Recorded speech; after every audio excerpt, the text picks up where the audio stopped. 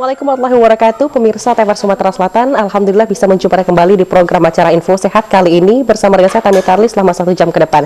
Dan seperti biasa ada narasumber yang telah hadir di TVR Sumatera Selatan dan kita juga akan membahas satu tema menarik yang sudah kami pilihkan di sini.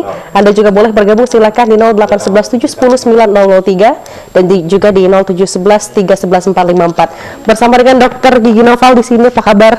Sehat? Alhamdulillah sehat. Alhamdulillah sehat. Ini ketemu lagi kita. Ketemu lagi. Kayaknya udah lama banget gitu ya. Tapi akhirnya sekarang ketemu lagi dengan Dr. Noval di sini. Selama 1 jam kita akan ngobrol bersama dengan beliau mengenai kosmetika dan estetika gigi. Estetika gigi. Ini maksudnya apa ya, dokter? Apakah memang gigi ini merupakan salah satu bentuk awal juga, salah satu bentuk dari kecantikan juga atau bagaimana? Oke. Jadi perlu kita pahami, Mbak Tami, bahwa gigi memiliki beberapa fungsi. Antara lain fungsi pengunyah, fungsi bicara, dan yang paling utama adalah fungsi estetika. Gitu. Dan ini memang untuk perawatan gigi saja, untuk di zaman sekarang itu kalau dilihat listnya harganya mahal loh. Betul, itu salah satu yang menjadi acuan Mbak Tami. Jadi kembali ke tadi, masalah estetika tadi Mbak Tami. Berbicara estetika, memang saat ini gigi merupakan salah satu komponen yang dianggap indikator untuk kecantikan. Jadi memang ada beberapa orang yang memang faktor rezeki saya bilang ya dari gigi gitu. Tapi nanti kita akan bahas bagaimana fungsi gigi yang baik, susunan gigi yang baik secara ilmu kedokteran gigi. Tapi kalau melihat dari apakah bisa ditentukan struktur gigi seseorang itu, maka seluruh tubuhnya juga bisa diindikasikan sehat seperti itu, mulai dari gigi, susunan giginya saja gitu. Jadi seperti yang saya bilang pada pertemuan kita terdahulu sebelumnya Mbak Tami, jadi memang untuk satu kesatuan bahwa kesehatan di daerah rongga dan mulut itu mewakili kesehatan tubuh secara umum. Nah, itu yang sempat kita bahas pada pertemuan terdahulu. Saat ini kita akan membahas bagaimana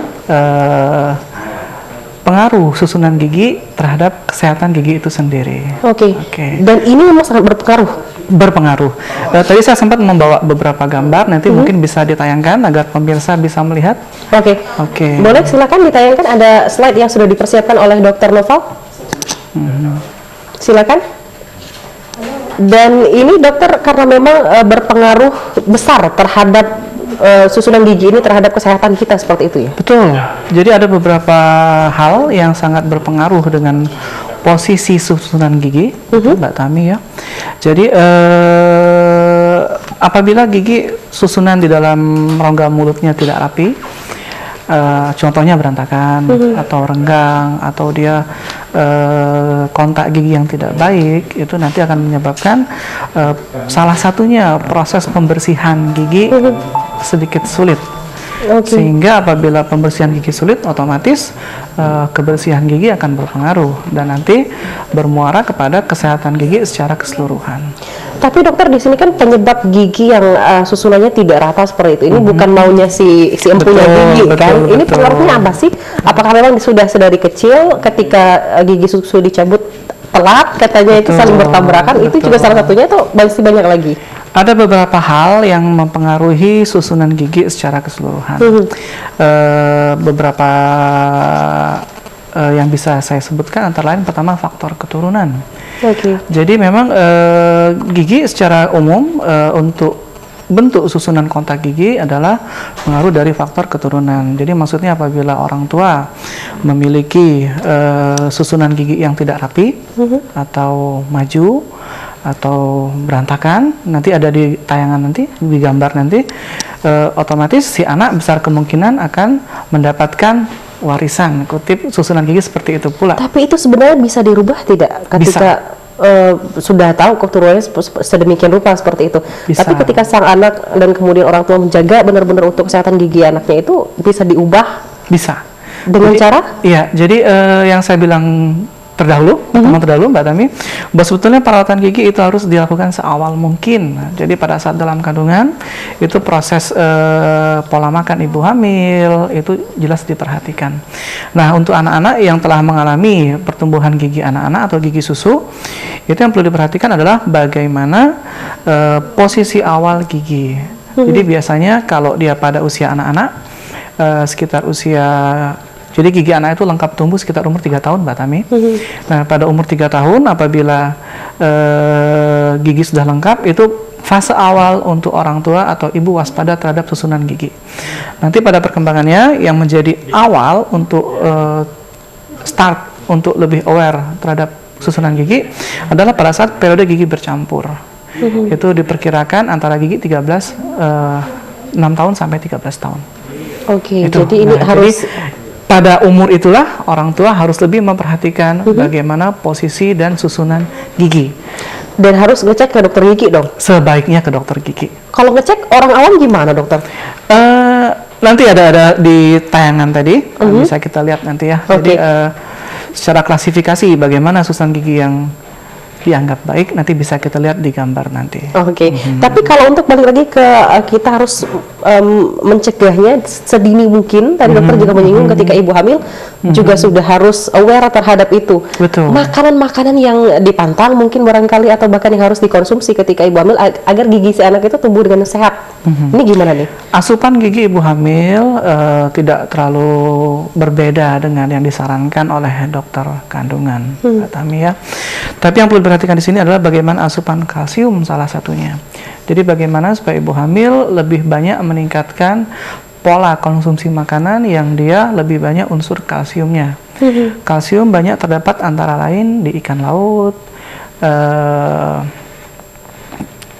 ceker. Suka ceker ayam, Mbak Tami? Saya nggak takut dengan ceker, dokter. Sama saya pun seperti itu. Ceker ayam, terus teri yang tidak asin, atau dengan konsumsi susu, telur, mentega, keju, antara lain itu. Dan untuk sayur-sayuran yang terbilang cukup tinggi nilai kalsiumnya adalah jenis kobis-kobisan atau brokoli. Oh, oke. Gitu. Jadi disarankan untuk lebih ke arah situ. Itu yang sifatnya alami. Tapi kadang-kadang apabila dianggap perlu, nanti dokter gigi bisa meresepkan penggunaan tablet kalsium secara oral yang diminum. Itu maksudnya, Mbak Tami. Yang tidak membahayakan janin juga, gitu ya? Betul. Okay. Tapi setelah si anak lahir, ini makanan kan hanya dari ASI. Apakah memang kalau dari ASI itu juga berpengaruh? Kemudian si ibu tetap mengkonsumsi makan makanan yang mengandung kalsium tadi juga, atau bagaimana, dokter? Tadi setelah anak lahir itu kan jarang, Mbak Tami, ada anak lahir tumbuh gigi ya. Biasanya ya ada, tapi ya tidak terlalu sering seperti itu. Ada, jadi memang ada kasus begitu lahir punya gigi, tapi itu satu di antara beberapa kasus dan terbilang langka. Rata-rata pertumbuhan gigi biasanya dimulai pada umur 6 bulan. Nanti di umur 6 bulan si anak akan demam. Nanti diikutin salah satu faktor demam tadi adalah faktor pertumbuhan gigi anak-anak. Nah, dari awal tadi untuk pola pembersihan tadi seawal mungkin saya bilang tadi, Mbak Tami. Jadi bagaimana membiasakan anak seawal mungkin untuk dibersihkan giginya. Jadi pada saat sebelum umur 6 bulan itu pada saat anak andai kata si anak mendapatkan program tambahan susu kaleng, Mbak Tami, nah itu sangat disarankan bagaimana untuk setiap anak akan menjelang tidur dibersihkan dengan kapas basah atau kain kasa yang lembut rongga mulut anak tersebut. Jadi bisa diberi air hangat, nanti digosok di sekitar langit-langit, sekitar lidah, dengan catatan proses penggosokan harus lembut. Jadi jangan terlalu keras karena anak masih bayi. Betul, ya. Karena sistem tubuhnya juga masih lembut sekali. Betul, dokter, ya? Jadi itu bagaimana membiasakan aktivitas pembersihan. Dan nanti pada perjalanannya setelah anak berusia 6 bulan, bisa dikerjakan tadi mulai mengenalkan sikat gigi seawal mungkin. Jadi mungkin kalau untuk di awal-awal pertama mungkin faktor rasa, apabila tidak menggunakan pasta gigi tidak apa. Tapi nanti setelah sejalan dengan waktu, perlahan-perlahan anak dikenalkan dengan pasta gigi. Nanti saat ini kan di pasaran banyak sekali merek-merek pasta gigi yang ada rasa, Mbak Tami ya. Nanti perlahan juga dikenalkan dengan pasta gigi untuk orang dewasa. Dan seawal mungkin untuk anak-anak yang telah mengalami pertumbuhan gigi itu dikenalkan dengan kebiasaan perawatan gigi ke dokter gigi atau ke fasilitas kesehatan. Setiap berapa bulan, setiap berapa tahun sekali harus mengecek ke dokter?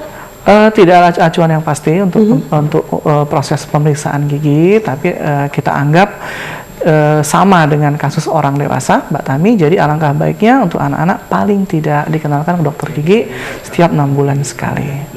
Jadi 6 bulan itu diambil rata-rata, dianggap bahwa proses kerusakan gigi itu kurang lebih memakan kurun waktu 6 bulan. Oke, jadi paling tidak untuk mengantisipasi dikenalkan itu. Jadi tadi saya bilang tadi alangkah baiknya secara berkala si anak dikenalkan. Mungkin pada awal-awal kita tidak menuntut bahwa si anak harus dilakukan perawatan, tapi paling tidak bagaimana mengenalkan ke anak terhadap bagaimana proses perawatan gigi. Jadi si anak melihat bagaimana saudaranya, entah kakak, adik, orang tua atau nenek, oh ternyata di gigi itu seperti itu gitu loh. Jadi tidak selalu identik dengan rasa sakit atau hal-hal yang menakutkan. Sedini mungkin seawal mungkin. Jadi jangan ditakut-takutin juga untuk masalah gigi ini, dokter ya. Itu kadang-kadang Mbak Tami. Jadi kadang-kadang kendala, kadang-kadang sering masyarakat itu cabut giginya ya, tambal giginya ya. Jadi ya stigma seperti itu kadang-kadang membuat trauma untuk anak-anak. Jadi bagaimana kita membuat suasana menjadi menyenangkan, nyaman, dan untuk anak-anak tidak ada unsur menakutkan sama sekali. Itu yang sebaiknya kita sarankan. Dan ini juga yang paling penting, dokter. Kenapa kita harus sedini mungkin dikenalkan kepada anak seperti itu untuk menjaga kesehatan gigi? Betul. Karena tadi gigi adalah salah satu komponen organ penting yang digunakan seumur hidup, Mbak Tami ya. Bagaimana tadi saya kaitkan dengan fungsi-fungsi gigi tadi, fungsi bicara, fungsi makan, fungsi estetika, itu. Jadi karena memang ini salah satu juga merupakan faktor penting ketika kita untuk mengunyah sesuatu juga. Kemudian kalau bisa dibayangkan giginya nggak ada, ya agak lebih sulit untuk mengunyah suatu hal gitu ya. Tapi kalau misalnya kita sedari kecil giginya ini ada yang berlubang seperti sudah ada gangguan, mengenalkan kepada anak itu bisa bener lagi nggak sih, dok, kalau gigi-gigi yang sudah rusak itu? Ya, apabila seawal mungkin tadi, yang pasti dengan beberapa tindakan di praktek atau di klinik atau di fasilitas kesehatan lainnya bisa dicegah. Jadi ada pemberian beberapa bahan yang bisa dioleskan ke gigi, itu sifatnya dia mencegah proses gigi rusak. Yang lazim kita kenal mungkin fluor. Ya, jadi fluor, tapi itu tidak didagangkan secara bebas, Mbak Tami ya, fluor itu. Jadi tadi antara lain fluor atau preparat kalsium fosfat itu bisa untuk memperkuat struktur email gigi, sehingga apabila diaplikasikan lebih awal, resiko kerusakan gigi pada anak-anak atau di usia dini itu bisa kita cegah atau kita minimalkan. Kalau untuk dari anak-anak ini, gangguan apa yang biasanya yang sering terjadi pada gigi anak-anak, usia anak-anak kira-kira sampai dengan 13 tahun ya? Yang paling saya sering temukan di praktek saya sehari-hari atau di tempat tugas saya sehari-hari, biasanya kondisi sudah parah. Jadi orang tua membawa anak berobat gigi dengan keluhan gigi sudah bengkak, si anak sudah menangis semalaman, tidak mau makan karena gigi sudah sakit. Dan ini membahayakan untuk tumbuh kembang anak juga atau? Ya, jadi beberapa penelitian, Mbak Tami, ada penelitian yang pernah meneliti bagaimana kaitan IQ anak terhadap kesehatan gigi. Ternyata dari hasil penelitian tersebut didapatkan bagaimana hubungan yang erat antara tingkat intelijen anak, kemampuan berpikir anak dengan kesehatan gigi dan mulut anak tersebut. Kok nyambung, dokter? Ya, kalau kita kaitkan antara lain dengan faktor gizi tadi. Jadi apabila anak sakit gigi, selalu sakit gigi, cenderung dia untuk menghindari mengunyah pada daerah yang sakit. Betul. Nah, otomatis asupan gizi akan berkurang. Nah, yang berikutnya ada beberapa penelitian tadi, Mbak Tami, penelitian ilmiah tadi yang menjelaskan bahwa aktivitas pengunyahan tersebut itu bisa menstimulasi proses persarafan di dalam tubuh. Antara lain seperti itu. Jadi ternyata tadi beberapa penelitian ilmiah menunjukkan bagaimana kaitan antara kesehatan gigi dengan tingkat intelijensi anak. Kalau gigi anak sudah ditemukan dalam kondisi bengkak tadi seperti yang dokter sudah ceritakan, penanganan awal karena memang orang tua ini kalau belum parah, anaknya masih selama itu masih nanti bisa mengunyah, jangan dulu ke dokter. betul. Tapi ini kalau sudah parah bengkak baru ke dokter. Penanganan awal ketika di rumah itu bagaimana? Ada yang mengatakan kumur garam dulu dengan air garam. Ini benar atau tidak? Atau bahkan bisa dikatakan ada sejenis cairan yang agak pedas gitu dari beberapa minyak angin begitu bisa dikatakan tempel dan kapas kemudian dimasukin dalam yang di lubang itu. Kebanyakan masyarakat mempercayai itu bisa ampuh untuk menyembuhkan. Kalau saya tidak menyarankan penggunaan obat yang ditempel di kapas langsung dimasukkan ke lubang gigi, Mbak Tami ya. Karena obat-obatan yang dimasukkan itu yang pasti masyarakat awam tidak paham itu golongan obat apa. Nah itu kadang-kadang Mbak Tami perilaku seperti itu, ada beberapa obat yang dimasukkan ke dalam lubang tadi itu malah berakibat mengiritasi atau merusak jaringan gusi. Jadi efeknya gigi sudah sakit, gusi akan mengalami peradangan. Ada yang mengatakan mengurangi rasa sakitnya, dokter? Tidak. Jadi penggunaan obat yang dimasukkan ke dalam saya tidak menyarankan. Tapi mungkin untuk pemirsa yang memiliki anak kecil, itu mungkin bisa menyediakan beberapa obat, obat sederhana ya. Jadi obat yang sifatnya dijual di pasaran bebas tanpa harus resep dokter. Itu saya nyebut merek nggak apa-apa, mungkin Mbak Tami komposisi Mbak Tami ya. Jadi pemirsa bisa menggunakan obat-obatan yang sifatnya aman untuk kesehatan anak. Komposisi utamanya antara lain paracetamol. Biasanya ibu-ibu hafal itu Mbak Tami. Untuk menghilang rasa sakit gitu ya. Paracetamol atau bisa juga digunakan komposisinya, isinya itu adalah ibuprofen.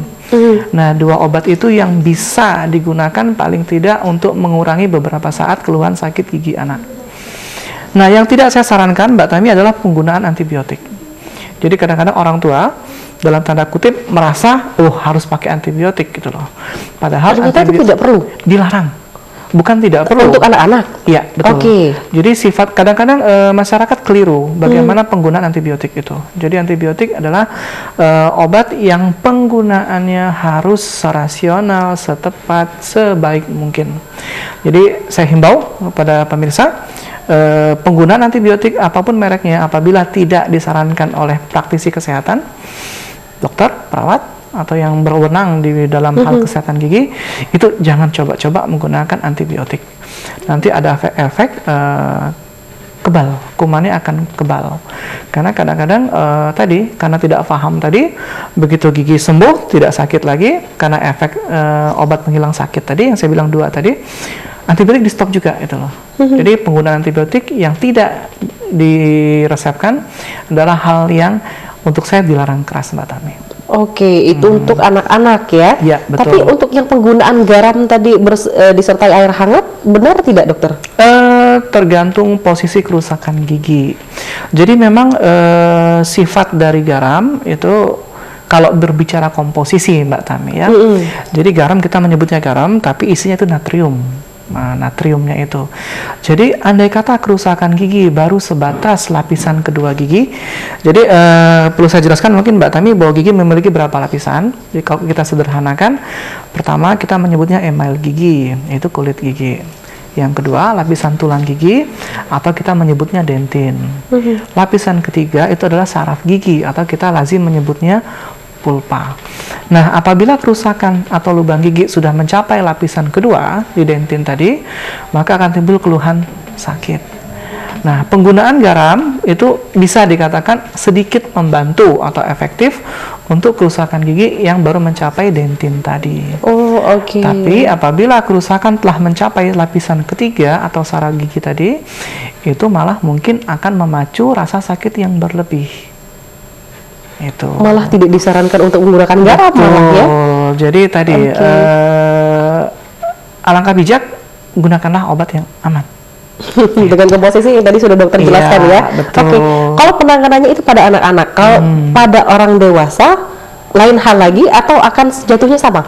Kalau dalam kasus darurat atau emergensi atau mendadak tengah malam Mbak Tami ya, tengah malam biasanya sakit gigi kalau kita perhatikan itu selalu kambuh pada malam hari, justru pada malam hari. Nah itu kenapa dokter kok malam hari malah nyut-nyutan? Nanti jadi pada malam hari untuk penanganan sama, kurang lebih sama seperti tadi.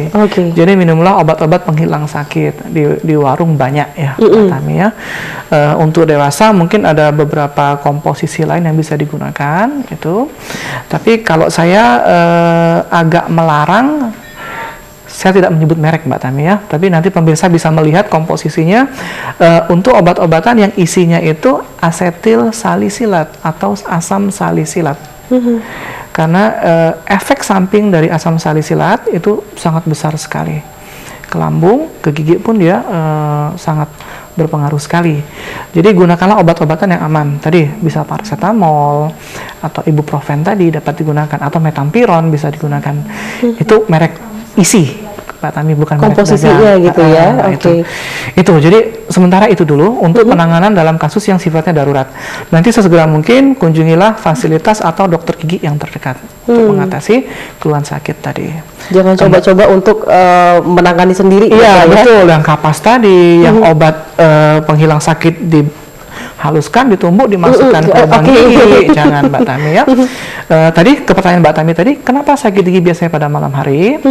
Ini berkaitan dengan aktivitas kita pada malam hari. Jadi kalau pada malam hari kita tidur, Mbak Tami kan, nah itu. Jadi pada saat kita tidur yang perlu diperhatikan itu posisi jantung akan sejajar dengan posisi kepala. Oke, betul. Nah, pas kita berbaring. Nah, itu tekanan jantung memompa, itu akan lebih menekan ke posisi gigi yang sedang mengalami peradangan atau gigi sedang sakit. Kita tahan terlebih dahulu dokter, karena memang ini kita akan lanjutkan kembali, semakin menarik karena memang posisi jantung lebih sejajar dengan kepala ya. Nah, itu penyebab salah satunya kenapa tambah sakit. Akan kita lanjutkan kembali, dan pemirsa TVR Sumatera Selatan, kami akan kembali saat lagi di program acara Info Sehat. Terlebih dahulu kita akan mengikuti azan maghrib untuk kota Palembang dan sekitarnya.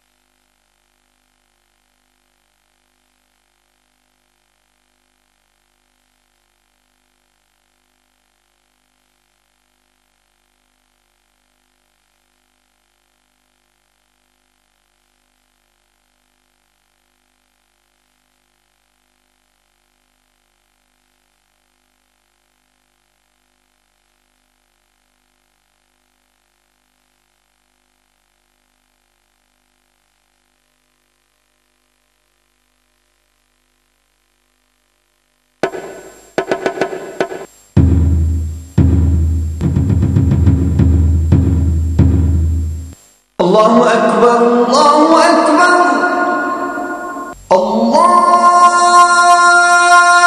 Akbar,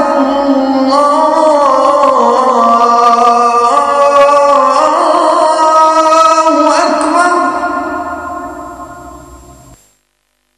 Asyhadu an la ilaha illallah.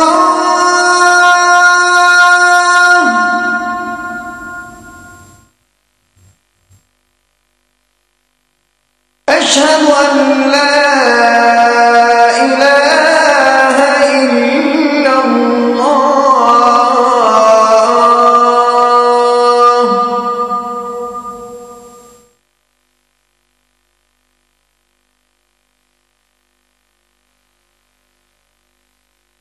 أشهد أن محمدا رسول الله.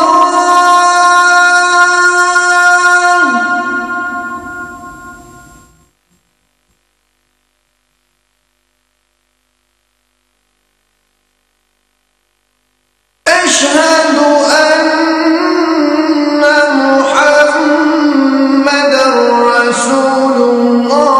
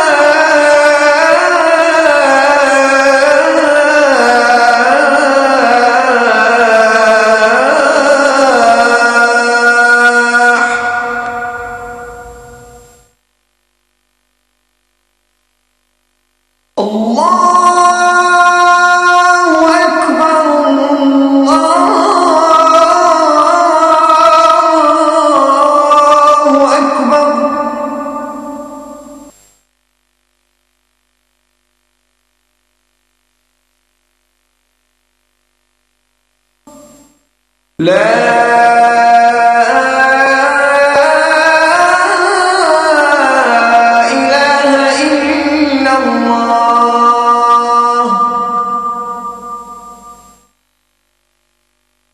اللهم رب هذه الدعوة التامة والصلاة القائمة آت سيدنا محمدا الوسيلة والفضيلة والشرف والدرجة العالية الرفيعة وابعثه مقاما محمودا الذي وعدته إنك لا تخلف الميعاد.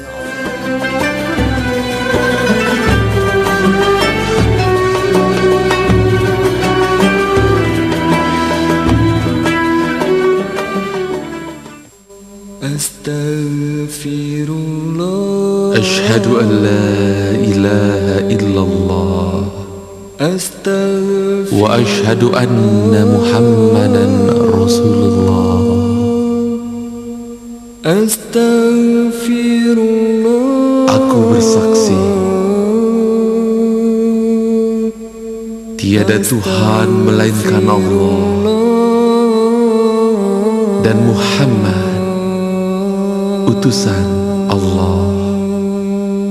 Ya Allah, Ya Rahman, Ya Rahim, Ya Malik, Ya Quddus, Ya Salam, Ya Mu'min, Ya Muhaimin, Ya Aziz, Ya Jabbar, Ya Mutakabbir, Ya Khaliq, Ya Bari, Ya Musawwir, Ya Ghaffar, Ya Qahhar, Ya Wahhab, Ya Razzaq, Ya Fattah, Ya Alim, Ya Qabid, Ya Basit, Ya Khafid, Ya Rafi', Ya Mu'iz, Ya Mudhil, Ya Sami', Ya Basir, Ya Hakam, Ya Adil, Ya Latif, Ya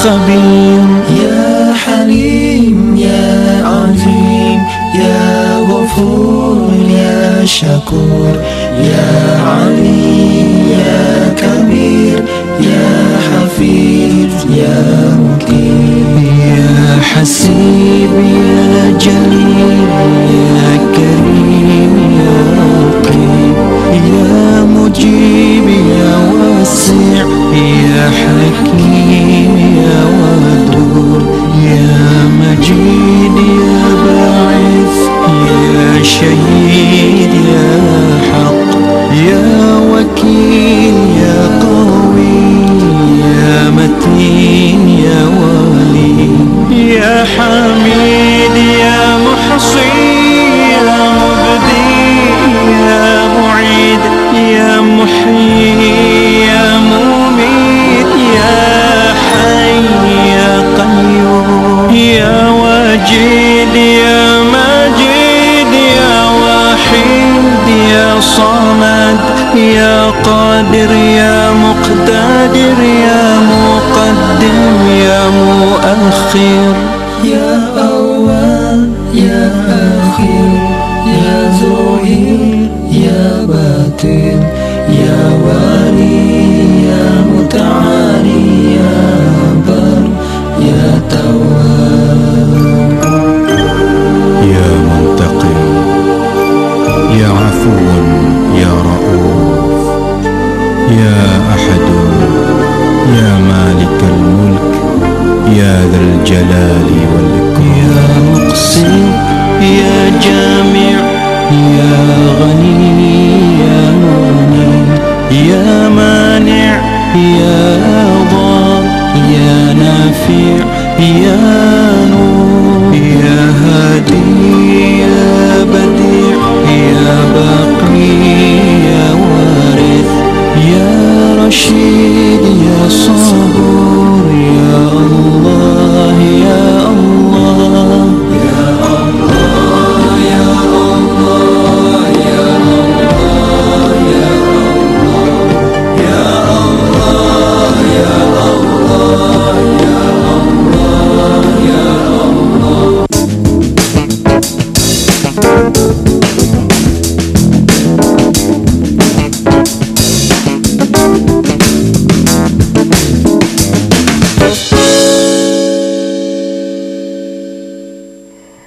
Baik, segenap pimpinan dan juga seluruh karyawan-karyawati LPP TVRI Sumatera Selatan mengucapkan selamat menunaikan ibadah sholat maghrib untuk Anda yang menjalankannya di daerah Palembang dan sekitarnya.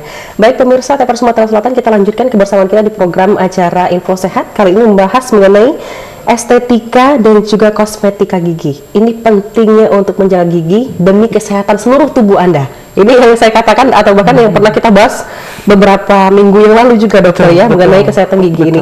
Tadi sempat terhenti kita menjelaskan mengenai kenapa sakit gigi itu sering timbul di malam hari. Betul. Tadi mungkin kita ulang lagi Mbak Tami ya. Jadi bagaimana itu keluhan yang sering terjadi sakit gigi biasanya kambuhnya pada malam. Justru pada saat beraktivitas siang itu tidak kambuh Mbak Tami ya. Tadi karena mungkin ada pengalihan konsentrasi. Jadi pada saat kita siang banyak kegiatan, jadi kita tidak berfokus ke gigi lagi. Itu yang pertama. Terus yang kedua, yang saya bilang tadi dikaitkan dengan posisi tubuh. Jadi pada saat malam hari kita tidur itu kan bisa dikatakan posisi jantung sejajar dengan kepala. Akibatnya tekanan darah akan lebih kuat di pompa jantung menuju ke gigi sehingga relatif akan lebih sakit pada malam hari. Nah, untuk kasus seperti ini Mbak Tami saya sarankan ke pemirsa apabila memang ada keluhan sakit gigi pada malam hari, yang pertama tadi Mbak Tami minum obat tadi, terus yang kedua diusahakan agar posisi tidur kepala lebih tinggi. Jadi kayak kita berbaring mungkin. Jadi diganjel dengan beberapa bantal sehingga posisi kepala akan lebih tinggi. Jadi kira-kira kalau Mbak Tami atau pemirsa pernah berobat gigi, seperti itulah posisinya. Jadi duduk, kalau agak sedikit duduk. Yang dalam artinya yang sakit gigi aja melakukan itu, atau yang giginya tidak sakit pun melakukan hal itu? Untuk yang sakit gigi. Baik. Kenapa malam menyut-menyut giginya Mbak Tami gitu. Silakan ya, sudah masuk di line telepon kami. Halo. Selamat malam. Selamat malam. Dengan Ibu siapa ini? Yanti. Dengan Ibu Yanti. Iya, Ibu Yanti.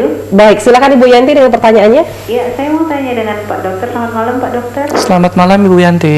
Iya, saya mau tanya Pak Dokter. Kalau kita pasang kol gigi ya Pak Dokter ya, itu umurnya batasan berapa ya? Kalau misalnya di atas umur 45 itu masih bisa atau enggak? Terus kenapa ya ada keponakan saya pakai itu kok sakit terus teriaman terus gitu. Oke, yang terakhir pertanyaan saya, kalau kita mau pasang gigi palsu nih dokter, yang ditanam enggak yang cabut yang murah itu kira-kira berapa biayanya dokter ya? Itu aja dokter. Terima kasih Bu Yanti. Selamat malam Ibu Yanti di Pelaju. Silakan dokter. Jadi ada 3 pertanyaan tadi Mbak Tami. Ada 2, yang satu kawat gigi, yang satu kalau misalnya kita pasang gigi palsu yang rate murahnya itu berapa gitu. Jadi Bu Yanti berkenaan dengan kawat gigi Bu Yanti ya. Sebetulnya topik kita malam ini ke arah situ Mbak Tami ya. Jadi berkenaan dengan kawat gigi tadi adalah bagaimana orang tua, dalam hal ini Mbak Tami ya, orang tua memperhatikan susunan gigi seawal mungkin. Jadi untuk tadi apabila ada kecenderungan susunan gigi tidak baik Mbak Tami, seawal mungkin itu kita rawat. Jadi ada beberapa penggunaan alat yang bisa digunakan untuk mengkoreksi atau memperbaiki susunan gigi yang tidak baik. Nanti kita jelaskan lagi Mbak Tami ya. Jadi seawal mungkin, sedini mungkin. Jadi begitu terlihat, oh kayaknya si anak ini ada kecenderungan mewarisi susunan gigi bapak umpamanya Mbak Tami. Jadi si bapak umpamanya giginya mancung, giginya maju, kayak gigi Elisu gigi Mbak Tami. Itu kan ekstrim sekali kan. Nah itu. Jadi begitu terlihat seperti itu, langsung rawat gigi itu. Untuk kawat gigi, dalam arti kawat gigi yang sebetulnya mungkin masuk Ibu Yanti tadi, yang bracket itu mungkin Mbak Tami ya, tempel-tempel di gigi gitu loh. Untuk penggunaan bracket Ibu Yanti sangat disarankan apabila digunakan untuk ini pengalaman saya Mbak Tami ya, secara klinisi itu pada saat gigi pertumbuhan sudah lengkap. Jadi kisaran umur itu adalah kurang lebih 13 tahun Mbak Tami. Jadi 13 tahun dianggap itu posisi terakhir gigi taring tumbuh. Itu jadi gigi terakhir yang tumbuh. Usia yang 45 tahun tadi enggak tidak disarankan untuk menggunakan kawat gigi berarti? Bisa digunakan, tapi untuk yang kita anggap untuk mengkoreksi atau memperbaiki posisi gigi. Kadang-kadang memang ada beberapa indikasi untuk yang di atas umur tadi digunakan kawat gigi ada juga, tapi kasusnya beda Mbak Tami ya. Oke. Jadi kita berbicara ini bagaimana pertumbuhan gigi yang di luar yang seharusnya. Itu. Jadi kepada Ibu Yanti tadi usia berapa untuk kawat gigi yang di lazim Ibu lihat itu adalah pada usia 13 tahun. Pertanyaan selanjutnya dari Ibu Yanti, kenapa penggunaan kawat gigi sakit atau sampai sariawan? Dan juga menyebabkan sariawan. Jadi memang Ibu Yanti perlu dipahami bahwa pemasangan kawat gigi adalah menempelkan benda asing pada permukaan gigi. Dalam hal ini kita menyebutnya bracket Mbak Yanti ya. Oke, bracket ada beberapa macam, tapi secara garis besar dia ada dua bahan, ada logam, ada yang lapisan keramik yang tidak terlalu kelihatan Mbak Tami. Dua-dua sama, dua-dua ada efek samping Ibu Yanti. Jadi salah satu efek dari penggunaan kawat gigi adalah iritasi. Jadi dia ke permukaan bibir, kita menyebutnya mukosa, dia iritasi karena gesekan pipi, bibir terhadap bracket tadi, atau karena ketusuk ujung dari kawat gigi tadi itu. Jadi memang konsekuensi resiko yang harus ditanggung penggunaan kawat gigi adalah iritasi karena alat-alat atau bahan-bahan yang dipasangkan di dalam rongga mulut tadi. Tapi untuk Ibu Yanti, apabila memang ada keluhan sakit, nanti Ibu tidak perlu khawatir, karena dokter biasanya akan meresepkan obat atau memberikan obat. Jadi ada obat semacam salep Mbak Tami ya, nanti dioleskan. Itu salah satu efeknya mengurangi sakit dan mempercepat penyembuhan sariawan tadi itu. Itu yang kedua Mbak Tami. Untuk yang terakhir, gigi palsu? Gigi palsu itu sangat beragam dan sangat variatif. Cuma pada prinsipnya Ibu Yanti, gigi palsu ada dua macam. Ada gigi palsu yang bisa dibuka-buka, ada gigi palsu yang tidak bisa dibuka. Ini pun pemilihannya tergantung dari kondisi gigi yang ada. Apabila Ibu bertanya berapa yang termurah, ini susah saya menjawabnya Mbak Tami ya, tapi kisarannya mungkin masih di tingkat ratusan ribu lah mungkin Mbak Tami. Kalau dari pemirsa kan memilihnya katakanlah ini rate yang dari kedokteran gigi khusus seperti itu ya. Betul. Tapi kalau para pemirsa ini memilih atau ada seseorang yang ahli di bidang pembuatan gigi palsu ini, itu boleh juga disarankan ke sana atau nanti akan membahayakan? Saat ini profesi kita menyebut Mbak Tami ya, profesi. Jadi profesi selain dokter gigi itu akan ada perawat gigi, tapi ada juga tukang gigi. Nah, tukang gigi lah itu. Pilihan diserahkan kepada pemirsa, yang terbaik pemirsa yang bisa memutuskan itu. Tapi yang pasti akan lebih bijak apabila memilih ke praktisi yang memang bersekolah Mbak Tami ya. Dalam hal ini adalah dokter gigi atau perawat gigi. Nah itu, jadi kalau pilihan ke tukang gigi, saya tidak menyalahkan, tapi itu pilihan pemirsa, karena kadang-kadang tadi dikaitkan dengan faktor biaya tadi Mbak Tami. Oke, itu.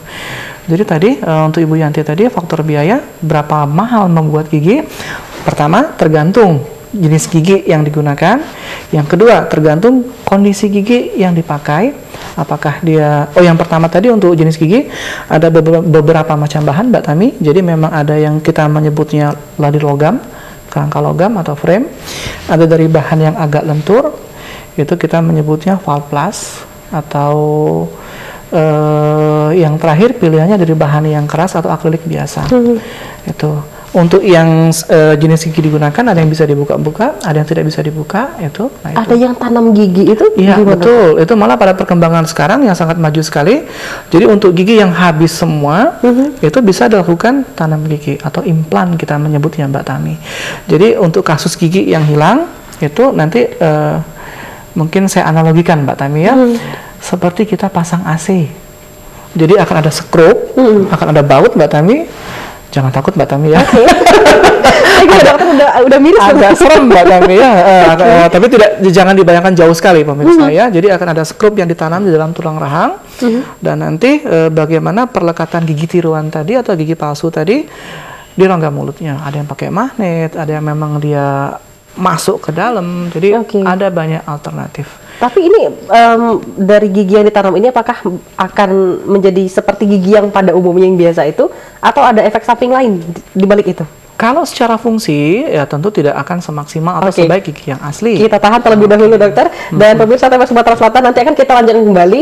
Ini apakah memang ada efek samping secara ilmiah seperti apa, nanti akan dijelaskan oleh Dr. Noval di sini. Kami akan kembali saat lagi.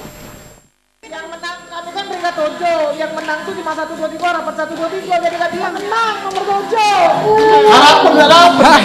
Ada-ada saja ulah para pemain dulsawan yang bisa bikin badan bergetar karena terkocok oleh ulah kocak pemainnya. Yang ini gak boleh dilewatkan. Dulsawan setiap hari Sabtu pukul 3 sore waktu Indonesia Barat. Darah tinggi, ceplok langsung potong-potongan. Pas ngejep tuh talak balur tuh pula dijejepnya, di pertak-pertak pingsan.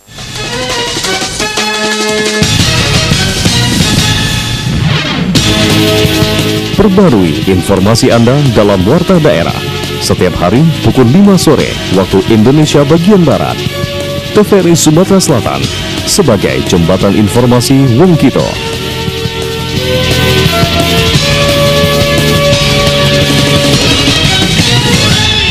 Kehidupan yang sangat singkat, dan bagaimana hidup kasih ini itu harus lemah lembut, dipakai kasih untuk juga mempersiapkan memaafkan. kekekalan Kasih kita. itu pasti murah hati. Bersama pendeta dan romo, kita akan diajak kembali mengingat kasih dan kebesaran Tuhan dalam program acara Mimbar Agama Kristen, Mimbar Agama Katolik, setiap hari Minggu pukul 15 waktu Indonesia Barat. Jelas bahwa Tuhan sudah menyiapkan jalan bagaimana kita menuju kepada keselamatan. Kini kami hadir sebagai pelengkap hiburan Anda. Golden Musik, program acara yang menyuguhkan kompilasi musik.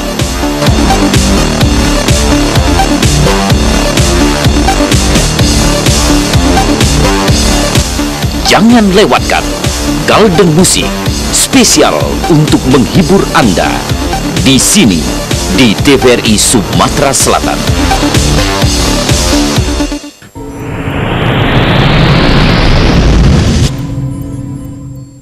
Ya, pemirsa TVRI Sumatera Selatan, kita di sesi terakhir program acara Info Sehat membahas mengenai estetika dan juga kosmetika gigi bersama dengan Dr. Noval di sini. Dokter, tadi sempat menjelaskan masalah tanam gigi yang sekarang lagi fenomenal banget. Kalau untuk gigi yang sudah habis, semuanya itu bisa ditanam lagi, kemudian cantik lagi. Betul. Ini kalau untuk efek samping ada tidak, dokter? Efek samping kalau sekarang tidak ada, Mbak Tami ya. Jadi malah itu sangat baik sekali karena fungsi utama gigi akan kembali ke posisi awal, fungsi bicara, fungsi kosmetik, fungsi pengunyahan. Cuma tadi yang saya bilang tadi di awal bahwa penggunaan gigi-gigi tiruan itu ada konsekuensi. Jadi ada hal-hal yang memang penting diperhatikan, utamanya untuk perawatan gigi. Jadi untuk pemirsa yang telah menggunakan gigi palsu atau gigi tiruan, jangan dianggap sudah selesai di situ, tapi bagaimana ada perawatan, ada maintainnya. Jadi tetap diperhatikan untuk kontrol atau periksa ulang. Sama dengan gigi asli 6 bulan sekali. Betul. Oke. Itu. Jadi tadi ada konsekuensi setiap perilaku atau hal-hal yang kita buat terhadap kesehatan gigi kita pada khususnya Mbak Tami. Oke. Dan dokter, ini sempat di awal kita janjikan ketika opening tadi juga sempat menjanjikan kepada pemirsa TVRI Sumatera Selatan bahwa ada gambar yang bisa kita hadirkan di sini. Tapi mohon maaf ada kesalahan teknis. Jadi mungkin dokter bisa menjelaskan secara gamblang saja, dokter, untuk bisa mendeskripsikan kepada pemirsa TVRI Sumatera Selatan gigi yang strukturnya baik itu seperti apa, atau bahkan yang ada kelainan itu seperti apa, atau bagaimana? Silakan. Oke. Mungkin kita mengacu ke topik kita Mbak Tami ya, estetika dan kosmetika gigi. Jadi untuk pemirsa pahami bahwa secara umum ada kriteria bagaimana gigi dianggap cantik, dianggap bagus Mbak Tami ya. Jadi kalau di dunia kedokteran gigi itu ada namanya angle. Angle itu ahli ortodonsi, masalah kawat gigi Mbak Tami ya. Nah itu. Jadi angle dia mengklasifikasikan gigi, susunan gigi secara garis besar menjadi 3 kelompok. Ada 3 kelas, ada kelas 1, kelas 2, kelas 3. Itu kelas 1 adalah posisi gigi normal. Jadi antara rahang bawah, rahang atas giginya normal, bagus gitu loh Mbak Tami. Jadi berimbang. Jadi kalau saya pakai tangan mungkin ya kira-kira seperti ini gitu. Jadi kita anggap jari saya gigi, lengan tangan saya kita anggap gusi Mbak Tami ya. Jadi kalau lihat dari posisi samping untuk kelas 1 adalah bagaimana susunan gigi itu normal. Jadi antara gigi atas dan gigi bawah kontaknya kira-kira seperti ini Mbak Tami. Jadi antara gigi atas dan gigi bawah pemirsa sepertiga gigi bawah bertemu dengan sepertiga gigi atas. Mungkin kalau mau memuji Mbak Tami kelas 1. Alhamdulillah. Gigi yang baik itu Mbak Tami ya. Oke, itu kelas 1. Ada lagi gigi kelas 2 Mbak Tami. Jadi gigi kelas 2 itu adalah pertumbuhan rahang atas. Jadi berbicara masalah gigi, kita berbicara dengan rahang Mbak Tami ya. Rahang atas dan bawah itu loh. Jadi untuk yang kelas 2 itu pertumbuhan rahang atas dia lebih besar dibanding rahang bawah. Tampilannya kalau kita orang Palembang ngomongnya giginya mancung Mbak Tami, giginya maju. Jadi kalau ilmu gigi menyebutnya protrusif pemirsa. Mungkin kalau selebriti Mbak Tami ya, kalau zaman dulu, zaman saya masih kecil itu mungkin Boneng. Ada kenal Mbak Tami Boneng? Kenal, Dono. Itu yang terbilang lama, Dono betul. Atau kalau sekarang yang Gigi mungkin Mbak Tami. Itu ya. Jadi pertumbuhan rahang sangat eksesif, sangat berlebihan. Jadi pemirsa, rahang atas dia jauh lebih maju dibanding rahang yang bawah. Itu karena salah kata orang sering ngecap jempol? Salah satunya Mbak Tami seperti itu, kebiasaan. Jadi kebiasaan ya. Atau kadang-kadang pemirsa memang karena faktor ada penyakit lain. Nah dalam hal ini pemirsa waspada apabila anak-anak memiliki kalau kesehatan menyebutnya tonsilitis Mbak Tami ya, atau amandel. Itu jadi karena amandel ada peradangan di tonsilnya di dalam rongga mulut, itu kecenderungan anak akan bernafas dengan mulut, sehingga nanti pada perkembangannya rahang atas akan lebih maju. Itu jadi itu yang kelas 2 tadi Mbak Tami ya. Jadi tadi karena faktor kebiasaan tadi antara lain, atau faktor ada penyakit tadi antara lain Mbak Tami. Jadi itu yang kelas 2 giginya maju. Elisu gigi tadi saya bilang Mbak Tami. Dan yang terakhir, Engel tadi mengklasifikasikan kelas 3. Jadi kelas 3 itu kebalikan dari kelas 2, yang maju malah rahang bawah. Kayak kalau lihat dagunya lebih panjang gitu. Jadi kalau orang Jawa menyebutnya nyakil giginya Mbak Tami ya itu. Jadi kalau yang suka pewayangan itu rahwana kan giginya maju, rahang bawah lebih maju. Atau mohon maaf yang suka dengan dunia perpolitikan, Pak Abu Rizal Bakri itu kelas 3. Jadi rahang bawah lebih maju. Atau Sri Sultan Jogja itu pun kelas 3 Mbak Tami, dia lebih maju. Nah untuk kelas 3 ini biasanya tadi yang kita lihat dagunya lebih panjang, lebih menonjol Mbak Tami ya. Nah itu untuk yang kelas 3 ini biasanya karena faktor keturunan. Jadi murni karena faktor keturunan. Dan tidak bisa diperbaiki? Kalau secara susunan gigi masih bisa susunan gigi Mbak Tami. Susunan giginya ya. Tapi kalau dia memang yang sangat berlebihan, yang kayak eksesif sangat berlebihan tadi saya bilang tadi, contohnya kasus yang Pak Abu Rizal Bakri tadi, itu kalau secara ilmu kedokteran gigi untuk mengkoreksi rahang yang berlebih tadi, yang maju tadi agak sulit ya. Mungkin kita melakukan operasi. Operasi jadi rahangnya mohon maaf akan dipotong, dikecilkan, tarik mundur, seperti itu kira-kira. Kalau untuk masalah operasi ini dokter, mohon maaf, apakah memang bisa dikatakan usia muda lebih resikonya lebih sedikit daripada usia tua ketika dioperasi untuk membenarkan posisi atau bahkan struktur dari gigi ini? Ini mungkin saya kaitkan dengan pertanyaan Ibu Yanti tadi di pelaju tadi Mbak Tami. Saya bilang di awal tadi kan seawal mungkin. Jadi seawal mungkin untuk pemirsa pahami bahwa kasus kelas 3 Mbak Tami itu pada umur 5 tahun sudah kelihatan. Jadi bagaimana rahang bawah lebih maju pemirsa dibanding rahang atas. Nah pencegahan bagaimana? Itu tadi yang saya bilang tadi. Jadi begitu ini, kelihatan ternyata gigi anak saya atau susunan gigi anak saya rahang bawah lebih maju. Nah kalau kasus seperti ini pemirsa, seawal mungkin bisa diminimalisir mungkin. Jadi ada alat yang dia direkatkan di dagu dan ada tali penghubung ke belakang. Jadi kira-kira seperti helm itu Mbak Tami. Nah itu dia untuk mengurangi pertumbuhan rahang yang eksesif, yang terlalu tumbuh rahangnya. Memakan waktu berapa lama tuh dokter? Bertahun-tahun Mbak Tami. Jadi harus pakai helm itu? Bukan helm, seperti helm kira-kira. Itu bertahun-tahun? Betty Lavea. Dia pernah pakai seperti itu. Ada dulu sampai itu seperti itu kira-kira. Jadi bukan seperti helm pemirsa, jadi tidak ada di kepala, tidak ada tutup, hanya di belakang ke telinga. Ke telinga gitu ya. Nah itu penggunaan seawal mungkin. Jadi pada saat sudah kita lihat dipasang alat seperti itu, sehingga nanti kita harapkan yang tadinya harusnya mungkin apabila tidak kita pasangi seperti itu akan sangat maju, dengan dipasang seperti itu akan lebih minimal atau tidak terlalu menonjol lah ya. Itu. Jadi berkaitan dengan Ibu Yanti tadi. Jadi seawal mungkin untuk pemirsa, kenalkanlah anak-anak dengan kesehatan gigi. Baik, terima kasih dokter. Ini menjawab beberapa pertanyaan terlebih dahulu yang ada di SMS. Kasihan untuk tidak dijawab dokter. Sudah bergabung di sini. Waalaikumsalam warahmatullahi wabarakatuh dari 0813 sekian dokter. Saya mau tanya karena ketika saya makan gigi saya ini seperti ada yang gompel. Makan makanan yang keras. Ini terjadi setiap pada gigi lainnya. Ini bagaimana? Silakan. Ibu atau Bapak Mbak Tami ya 0813 tadi, kalau saya menangkap arah pembicaraan, bayangan saya ada gigi yang pecah atau gompel tadi Mbak Tami ya. Ada dua kemungkinan. Pertama memang gigi si ibu atau si bapak tadi memang sudah rusak atau sudah karies atau sudah mati Mbak Tami ya. Jadi begitu dia ngunyah tentu akan pecah-pecah karena karakter gigi yang sudah mati, yang sudah sakit sembuh tapi tidak diapa-apakan, sembuh sendiri katanya Mbak Tami, itu akan lebih rapuh sehingga mudah pecah. Nah itu.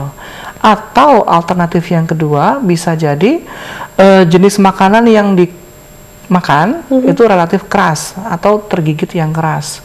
Contohnya kadang-kadang Mbak Tami, kalau kita makan nasi kadang-kadang ada batunya kadang-kadang kan, itu tergigit. Nah itu kalau seperti itu bisa pecah betulan giginya, terutama geraham kecil. Geraham kecil adalah gigi yang di belakang gigi taring Mbak Tami, itu rentan untuk pecah. Cukup sering saya mendapat kasus seperti itu. Jadi karena tergigit barang keras atau pindang tulang kadang-kadang. Jadi karena terlalu kerasnya gigi beradu sehingga giginya akan belah dua. Ini karena memang orangnya kurang kalsium atau memang karena faktor tergigit, ini tadi sempat mengatakan gigi yang mati. Ini maksudnya apa, Dok? Gigi yang mati adalah gigi yang dia tidak dilakukan perawatan, sudah pernah sakit, dan gigi itu yang pasti secara penglihatan di rongga mulut ada lubangnya pasti Mbak Tami. Itu yang nanti mungkin akan pecah-pecah tadi itu. Jadi gigi yang sisa tadi yang pecah-pecah tadi itu. Nah berkenaan dengan tadi yang tergigit makanan yang keras tadi, itu mungkin dikaitkan tadi karena kerasnya yang digigit tadi sehingga gigi bisa pecah. Jadi mungkin kita analogikan benturan yang keras Mbak Tami. Jadi kebentur dia akan pecah. Contohnya gelas depan kita ini, mungkin gelas kita terbentur dengan barang dilempar akan pecah. Gigi pun seperti itu kira-kira. Bisa seperti itu. Dan cukup sering kasus seperti itu. Dan kita lanjutkan lagi dokter dari Midi di Ogan Ilir. Waalaikumsalam warahmatullahi wabarakatuh. Sudah bergabung bersama kami di sini. Dokter, saya mau tanya karena memang ini berpengalaman juga. Apakah benar gigi-gigi itu kalau dicabut satu nanti akan ditambah lagi cabut dua. Kemudian sudah dua dicabut, kemudian tiga akan dicabut dan seterusnya. Itu bagaimana mengatasinya? Terima kasih dokter dan juga TVRI. Jadi sifatnya kecanduan mungkin Mbak Tami ya, dari Widi ya. Tidak seperti itu Mbak Tami ya. Jadi jangan dibayangkan ada sifat gitu ketagih Mbak Tami. Jadi mau A, B, C itu ya, mungkin hal yang keliru bahwa karena cabut gigi satu akan merembet gigi yang lain Mbak Tami ya itu. Mungkin yang perlu dipaham di sini oleh Widi bahwa kasus ini kenapa bisa seperti itu? Karena gigi itu munculnya di dalam rongga mulut relatif pada saat yang berbarengan. Kondisinya sama, perlakuannya sama. Jadi giginya tumbuh tadi kurun waktu gigi dewasa 6 tahun sampai 13 tahun. Pola makannya sama Mbak Tami. Jadi yang Widi bersangkutan pola makan cenderung manis, lengket, dan kebiasaan yang tidak terlalu baik. Contohnya sikat giginya hitungannya per minggu. Jadi bukan sehari berapa kali, seminggu berapa kali mungkin Widi ya. Nah itu. Jadi dengan perilaku seperti itu otomatis semua gigi akan mengalami kerusakan. Tapi tadi mungkin keluhan sakit Widi tadi mungkin tidak serentak Mbak Tami ya, bukan 3 gigi langsung sakit. Mungkin yang pertama gigi bawah dulu.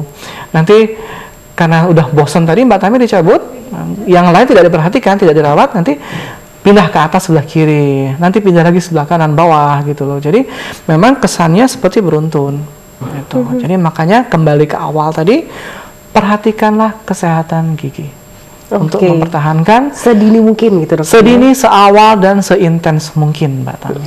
Kalau nggak intens percuma juga dokter ya, kalau diperhatikan secara dari dini, tapi nggak intens setahun bisa sekali, jangan juga. Jangan-jangan setahun bisa 5 kali, karena memang dikeluhkannya beruntun tadi, seperti Widi tadi. Ya mungkin ada betulnya pertanyaan Widi tadi, tapi persepsi karena mencabut satu, yang lain akan ikut tercabut, tidak seperti itu. Jadi karena memang ini ada faktor ketidak memperhatikan gigi lainnya. Betul, intinya itu mungkin kewaspadaan Widi atau awareness Widi terhadap gigi yang kurang, sehingga tadi seri beruntun tadi, setelah ini kiri, setelah ini atas, setelah ini bawah lagi, itu seperti itu mungkin. Jadi kelihatannya beruntun gitu dokter ya. Betul, baik, betul. Dan kita jawab lagi dokter, ada SMS kemarin dari 0822 sekian. Waalaikumsalam dokter, kakak perempuan saya tanam berlian di gigi. Ini bagaimana efeknya? Apakah tidak berbahaya atau hanya sekedar nempel ini berlian? Kayaknya cantik banget. Apa mahal yang Mbak Tami berlian? Jadi pemirsa, berlian di sini mungkin hanya kosmetik Mbak Tami ya. Jadi itu hanya semacam mungkin ya kristal mungkin Mbak Tami, tapi bukan kristal mahal Mbak Tami ya. Jadi itu memang untuk faktor keindahan. Apakah berbahaya? Tidak. Apabila pemasangan di tadi yang berwenang tadi Mbak Tami ya. Jadi prinsip pemasangan diamond tadi, berlian tadi, kira-kira lapisan gigi email tadi Mbak Tami akan diberi sedikit obat. Sifatnya dia hanya untuk membentuk perlekatan lem. Jadi antara diamond berlian tadi dengan gigi akan direkatkan Mbak Tami, hanya seperti itu. Jadi kalau efek merusak gigi insya Allah tidak ada Mbak Tami. Permanen tidak ini? Bisa dicopot. Atau kalau lepas sendiri malah Mbak Tami. Jadi setelah dipasang sekian waktu, tertelan mudah-mudahan tidak berbahaya karena halus dan kecil sekali, serta ujung-ujung kan tumpul Mbak Tami. Bukan runcing seperti jarum gitu.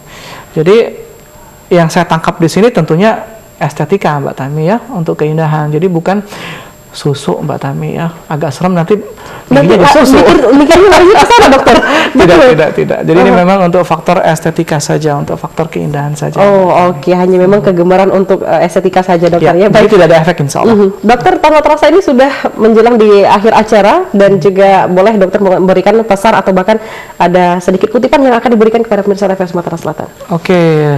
Untuk pemirsa TVRI Stasiun Palembang Mbak Tami ya, berkenan dengan topik kita pada malam hari ini mengenai estetika dan kosmetika gigi tadi. Jadi bagaimana kita melihat gigi sebagai satu kesatuan yang kita utamakan keindahannya, kosmetikanya, jadi penampilan Mbak Tami dalam hal ini. Bagaimana pemirsa untuk lebih melihat pertumbuhan gigi anak-anak, apabila ada penyimpangan tadi, lebih baik segera dilakukan perawatan seawal mungkin. Karena apabila telah terlanjur tidak diharapkan, tentu biaya dikeluarkan akan lebih, dan proses di perawatan tersebut akan memakan yang lebih lama lagi Mbak Tami. Jadi pada prinsipnya mencegah lebih baik daripada mengobati. Dan juga rutinitas untuk membersihkan gigi, pola hidup sehat itu yang harus diperhatikan juga. Pola hidup dan aktivitas pembersihan gigi. Betul. Baik, terima kasih dokter sudah hadir di sini, dan juga TVRI Sumatera Selatan. Untuk Anda yang sudah bergabung di line SMS dan juga line telepon, line SMS ada beberapa dokter yang belum sempat kita jawab dengan kesempatan. Mudah-mudahan dengan Dokter Novel nanti kita akan bahas lebih jelas lagi dokter ya, di waktu yang berbeda. Saya Tami Tali pamit beserta kerabat yang bekerja mengucapkan terima kasih. Assalamualaikum warahmatullahi wabarakatuh. Sampai jumpa. Waalaikumsalam warahmatullahi wabarakatuh.